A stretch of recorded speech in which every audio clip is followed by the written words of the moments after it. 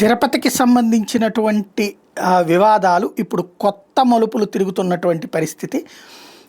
ఏదైతే తిరుపతిలో రీసెంట్‌గా వచ్చినటువంటి ఇష్యూ ఒకటుంది. దాన్ని ఇప్పుడు టచ్ చేస్తున్నారు. ఏంటంటే తబ్లీగీ జమాత్‌కి సంబంధించినట్టు. ఓసారి మనం గుర్తుకు తెచ్చుకుంటే కరోనా టైంలో వీళ్ళ పేరు బాగా వినబడింది. ఏదైతే ఢిల్లీ దగ్గరన ప్రత్యేకించి వాళ్ళ కార్యక్రమం నడుపుతూ ఉండడం, ఈవెన్ కరోనా టైంలో కూడా.